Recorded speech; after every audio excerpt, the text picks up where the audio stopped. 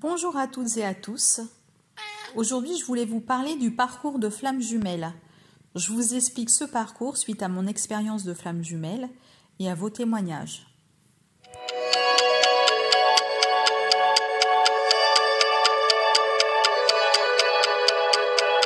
Bienvenue sur ma chaîne. Je suis Divine Énergie. Je suis médium et praticienne en hypnose. Je t'accompagne pour t'aider à obtenir de vrais résultats. Grâce aux guidances, aux lectures des annales akashiques et à l'hypnose, nous pourrons nettoyer tes énergies négatives, tes croyances limitantes, guérir tes peurs, tes blessures, enlever tes souffrances, gérer ton poids, arrêter de fumer et te reconnecter à toutes tes ressources intérieures afin de trouver le bonheur que tu mérites. Je pratique mes guidances et mes soins à distance dans le monde entier. Je t'invite à visiter mes sites où tu y trouveras les accompagnements que je propose ainsi que les avis postés.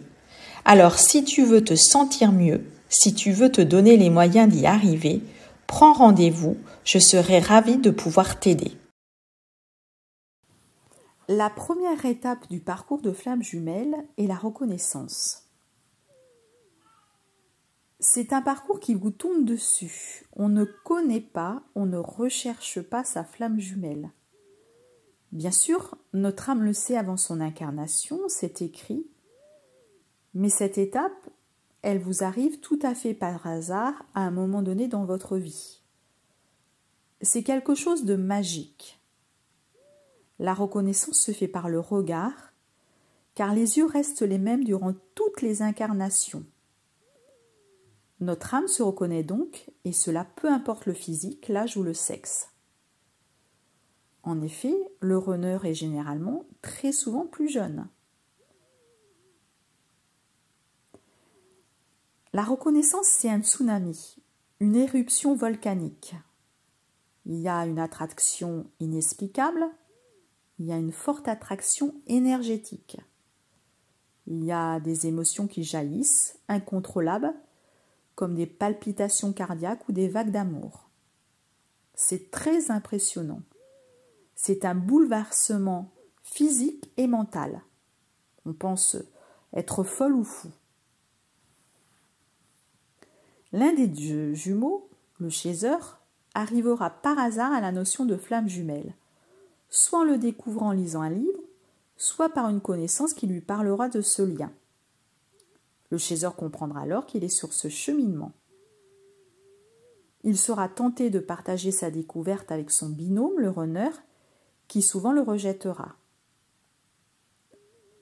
Ce lien qui les unit pour toujours, c'est pas une question de choix. C'est un lien qui ne peut pas être coupé, c'est un lien karmique. Comme je vous le disais, les jumeaux se connaissent depuis plusieurs vies puisqu'ils se reconnaissent par le regard. Quelque part, le renard le sait, mais il préfère le nier. Il pense généralement être victime d'un envoûtement et décide d'utiliser son bouton off pour ne plus ressentir ses émotions. Et oui, il a cette capacité. Il fuit, il n'arrive pas à faire face à ce qu'il ressent, il ne se dévoile pas, il est en retrait, il a besoin de se préserver pour ne pas souffrir. Il va arrêter sa relation avant de ressentir l'amour pour ne pas prendre le risque d'être rejeté. C'est sa principale blessure, le rejet. Alors qu'à contrario, le chaser n'a pas de bouton off. Il s'aperçoit qu'il est amoureux, il le conscientise, il ne peut rien contrôler. De plus, cette reconnaissance avec son autre enclenche l'éveil spirituel. Nos capacités enfouies reviennent à notre conscience sous forme de rêves prémonitoires, de télépathie, d'intuition, de ressenti, de médiumnité, de magnétisme, enfin peu importe. Ce sont des capacités que nous avons depuis des vies antérieures. Et c'est d'ailleurs à ce moment-là, moi, que j'ai eu ma première approche avec l'énergie dans cette incarnation. C'est ce bouleversement qui vous amènera à votre mission de vie. Cette période de la reconnaissance peut être plus ou moins courte. Chaque parcours est différent.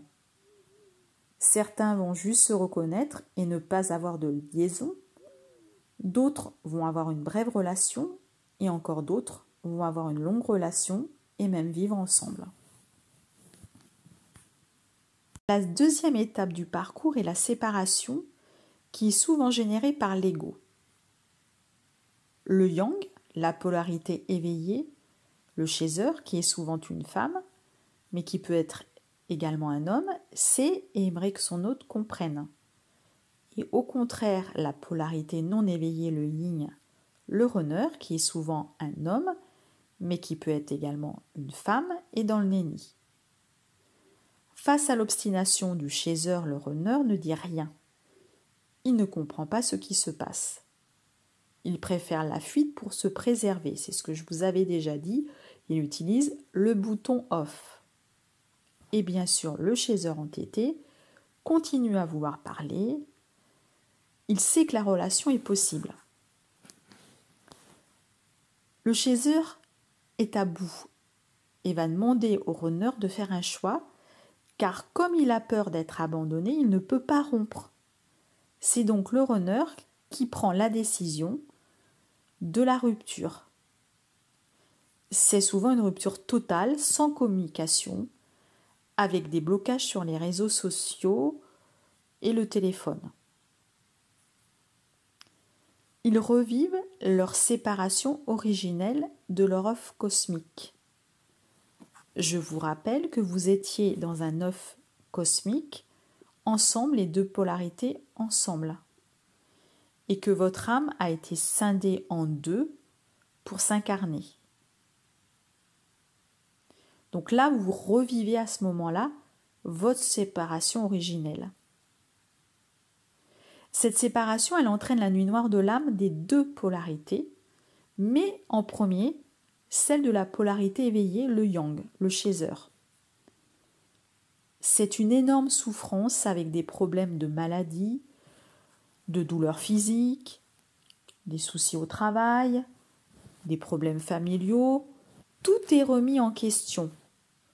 Tout s'écroule pour une nouvelle reconstruction vers la meilleure version de soi-même.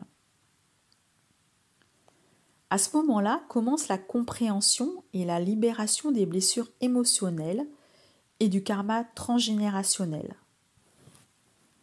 Souvent, un accompagnement thérapeutique est nécessaire pour se libérer, se guérir et parler de ce lien, car l'entourage ne comprend pas. Souvent, les personnes proches pensent qu'on fabule, qu'on crée un désir inconsciemment, alors que pas du tout. C'est incompréhensible pour eux.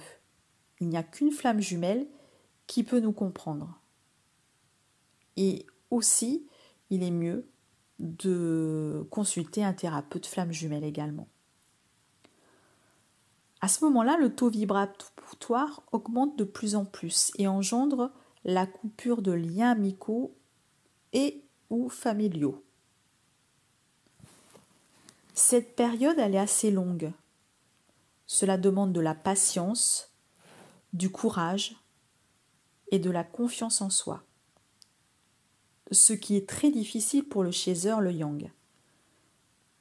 C'est la raison pour laquelle le yang réfléchit à sa mission de vie, ce qui est aligné avec son âme. Alors, on n'est pas forcément médium, on peut être avocat, c'est tendre la main aux autres dans l'amour. Mais la mission principale du couple flamme jumelle est de vibrer l'énergie d'amour, de montrer que l'amour inconditionnel existe. Lors de la séparation, les jumeaux voient des signes et des synchronicités pour leur dire que le lien existe et qu'il est toujours là présent. La source se charge de montrer aux deux jumeaux le chemin et de ne pas oublier ce lien d'âme, ce qui oblige le travail sur les guérisons. L'alimentation se modifie également avec une prise de conscience sur l'importance du corps et d'en prendre soin. On se rapproche de la nature et des animaux. Le but de tout cela, c'est de cesser de souffrir. Tout est détruit pour une reconstruction. C'est ce que je vous disais.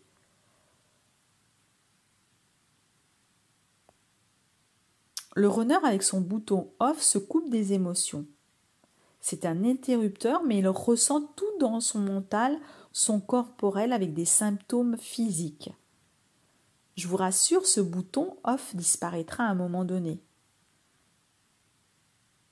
Pendant la séparation et la nuit noire de l'âme du yang, la télépathie peut disparaître à un moment comme pour se préserver. Cette période, elle est tellement souffrante que le yang ressent beaucoup de solitude et dit stop, j'en ai marre. Par cette action, il effectue un switch sans s'en rendre compte. C'est à ce moment-là que ça enclenche le début de la nuit noire de l'âme du yin, car en effet miroir, il ressent que sa féminine s'éloigne de lui. Bien entendu, il avait déjà commencé à travailler, mais là c'est vraiment un accélérateur pour lui. Il va ressentir la blessure du rejet et donc vouloir s'en libérer et travailler à son tour. Il y a une inversion. La féminine ne souffre plus et le masculin souffre. De son côté, en effet miroir, la féminine peut quand même revivre une mini noire de l'âme, car la télépathie stoppée pendant la nuit noire de l'âme reprend et elle ressent la souffrance, la nuit noire de l'âme de son autre en fait. Elle se demande ce qui se passe, elle finalise la guérison des blessures de rejet et d'injustice. La dernière étape va être générée par cette inversion, ce switch de la féminine, qui arrive dans son lâcher-prise total. Elle vit dans l'instant présent. Souvent, elle concrétise sa mission de vie déjà réfléchie auparavant. Elle ne pense qu'à elle, à son bonheur. Elle a arrêté de tout programmer. Elle est dans sa complétude, elle est heureuse. Elle sait que le lien existe. Elle a confiance à 90% au lien, même si parfois elle peut douter à 10%, car c'est humain de douter. Elle est alignée et donc se sent bien la majeure partie de son temps. La communication en 5D est plus importante, c'est ce que je vous disais. Elle a repris et le masculin vient se confier, il lui apporte des messages sur le travail à réaliser ou réaliser. La féminine peut avoir une vision du futur, vivre leur mariage. On parle souvent de fusion en 5D déjà faite. Jusqu'au jour où le yin, le masculin, sent se lâcher prise, cet éloignement. Il n'est plus nourri par l'énergie de sa féminine. Il a donc un déclic, comme un appel de l'âme. Il a besoin de se rapprocher d'elle pour ressentir à nouveau cette attraction énergétique qui lui manque. Mais il doit d'abord arriver également à sa complétude et donc terminer sa nuit noire de l'âme. Il est impossible de dire la durée que cela peut prendre. En attendant, la féminine vit sa vie. Quand le runner revient, il déclenche soit une pré-réunion, soit la réunion. La pré-réunion sera faite d'aller-retour, tout en continuant à travailler. Les jumeaux échangent ensemble, suivent souvent les mêmes thérapies. Mais la complétude doit être individuelle. D'autres yin, d'autres masculins arrivent directement à la réunion. Donc, le yin et le yang, le masculin et la féminine, se mettent en couple. Et ça, c'est selon le cheminement qui est propre à chacun. Selon la libération des blessures et du karma qui a été fait. Pour ceux qui se retrouvent directement en réunion, généralement, les personnes ont eu une longue séparation qui a duré plusieurs années avec un travail à faire seul. En revanche, pour ceux qui sont en pré-réunion, ils ont souvent eu une séparation plus courte avec des allers-retours fréquents.